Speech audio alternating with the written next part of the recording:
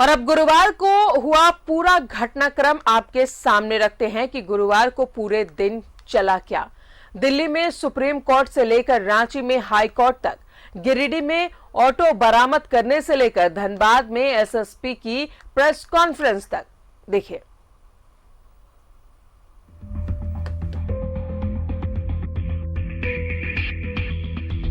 जज उत्तम आनंद की मौत हत्या या हादसा, इस सवाल ने हर किसी को झकझोर कर रख दिया है। इसे लेकर झारखंड हाई कोर्ट ने भी संज्ञान लिया तो चीफ जस्टिस ऑफ इंडिया ने चीफ जस्टिस ऑफ झारखंड से इस मसले पर बातचीत की। बहरहाल झारखंड सरकार की तरफ से एक 14 सदस्यीय एसआईटी का गठन किया गया है, जिसकी अध्यक्षता संजय लाटकर करेंगे। संवेदनशीलता को देखते हुए और सभी बिंदुओं पर गहराई से और बारीकी से प्रोफेशनल तरीके से अनुसंधान हेतु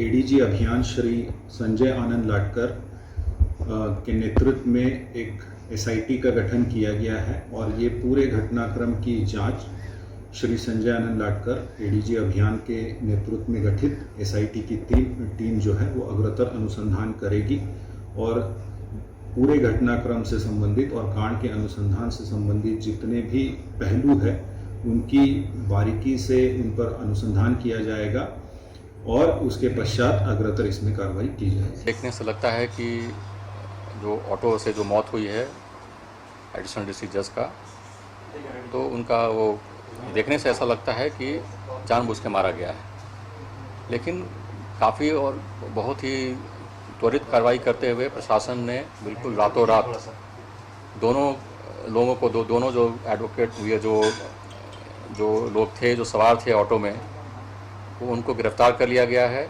वो लोग they have been picked up and interrogation चल रहा है उनका, और एक एसआईटी भी कंस्टिट्यूट हो गया है हेडक्वार्टर्स लेवल से।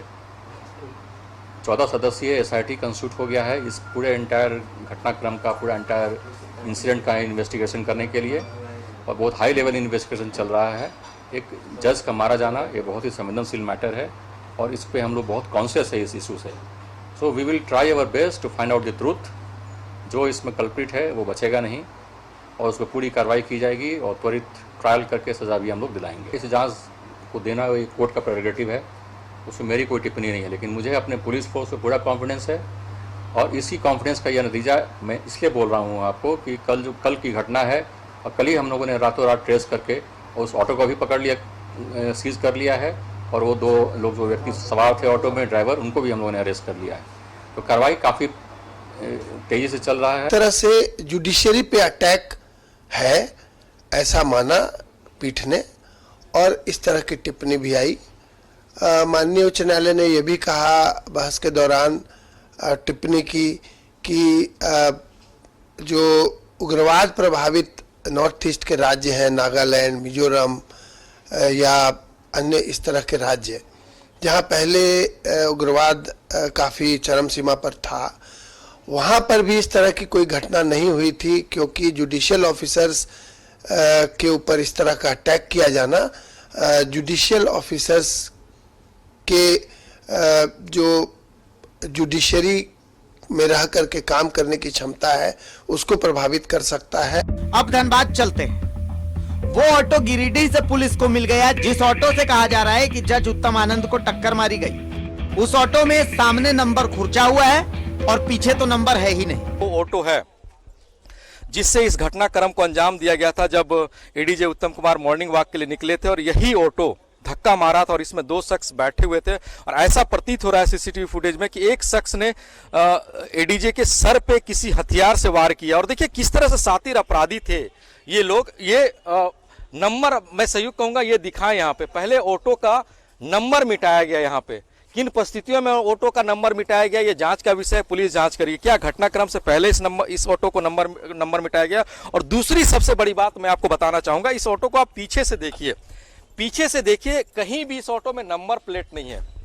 तो जाहिर सी बात, अगर नंबर प्लेट नहीं और नंबर प्लेट हटाया गया तो ऐसा अंदेशा जताया जा रहा है कि इस घटनाक्रम को अंजाम देने के लिए इस ऑटो का इस्तेमाल किया गया। और तीसरी बड़ी बात यह है, ये ऑटो झरिया के, धनबाद के जिले झरिया के डिगवाडी में एक महिला के नाम से रजिस्टर्ड है ये ऑटो, और महिला डिगवाडी में रहती है। और महिला ने ये कहा है कि ये ऑटो उसके घर से चोरी हो गया था परसों रात में चोरी होती है इस ऑटो, और इसी ऑटो से सुबह दुर्घटनाएं घटती हैं और एडीजी की मौत हो जाती है। तो सवाल यह भी उठता है कि जाहिर सी बात है इसके पीछे कहीं ना कहीं कोई बड़ी साजिश रची गई, और साजिश इसलिए रची गई कि एडीजी जज की हत्या करना और हत्या करने के बाद उस हत्याकांड को दुर्घटना साबित करना है। तो आखिर नंबर छुपाने का मकसद क्या है? क्या ऑटो चालक को पता था नंबर की जांच होगी? ऑटो चालक को पहचान छुपाने की जरूरत क्यों थी? इन्हीं सब सवालों के जवाब फॉरेंसिक टीम ढूंढ रही थी। इस ऑटो के हर एंगल से जांच हुई, सबूतों की तलाश हुई, बारीकी के साथ तहकीकात हुई।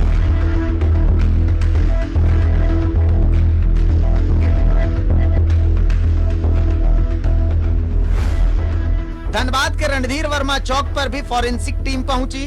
कोशिश हुई कि पूरी घटना को रिक्रिएट किया जाए। कुछ सवालों के जवाब धनबाद के रणधीर वर्मा चौक पर भी ढूंढे गए। मसलन ऑटो का रास्ता अचानक कैसे बदला? क्या वहां पर साफ व्यू वाला कोई और सीसीटीवी है? क्या वहां कोई ऐसी चीज थी जिससे जज उत्तम आनंद का सिर टकराया?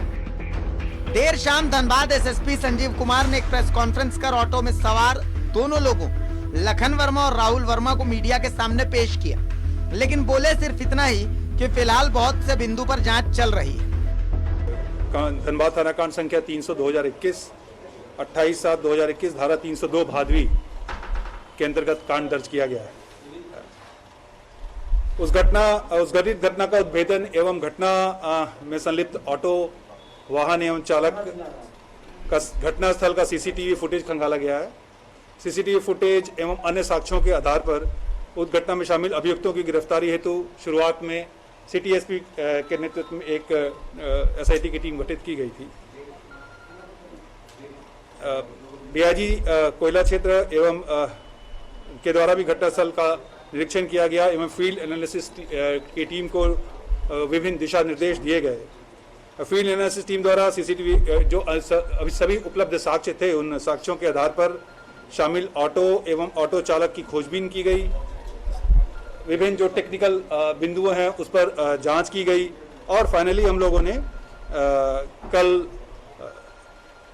जो रात या अर्ली मॉर्निंग सुबह कहिए उसमें शामिल जो ऑटो चालक था लखन वर्मा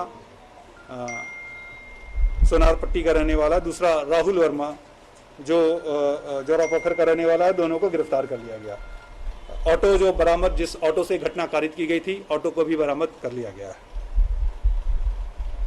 वर्तमान में अभी यही है। इसमें जो गठित हमारी जो फॉरेंसिक टीम है और सीआईडी की टीम है वो लगातार इसमें हमें सहयोग कर रही है और हम लोग जो डिफरेंट साइंटिफिक पहलू हैं उस पर जांच कर रहे हैं और उसी के कोऑर्डिनेशन के आधार पर आगे की कार्रवाई की जाएगी। घटना के मुख्य कारण कुछ पता चल पा? अभी हम लोगों ने आपको जो बताया, अभी हमारा इन्वेस्टिगेशन वहीं तक है। बाकी अन्य जितने भी बिंदु हैं वो इन्वेस्टिगेशन के बाद आप लोगों को बताया जाएगा। पहले अधिवक्ता मनोज झा की हत्या, फिर जज उत्तम आनंद की मौत। झारखंड को इन घटनाओं ने हिलाकर रख दिया है।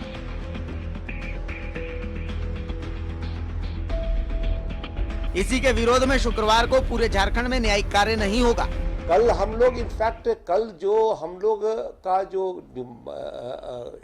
डिसीजन है वो डिसीजन ये है कि कल हम लोग एक सॉलिडरिटी शो करेंगे पूरे स्टेट में कि lawyers are united, advocate protection act लाने के लिए यूनाइटेड है।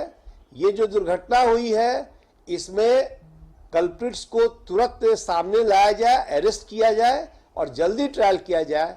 ये सब पूरे राज्य के अधिवक्ता की अभी यही मांग है और इस मांग को जल्द से जल्द पूरा किया जाए। इन तमाम घटनाक्रमों के बावजूद अब तक बहुत सारे सवाल हैं जो अनुत्तरित हैं।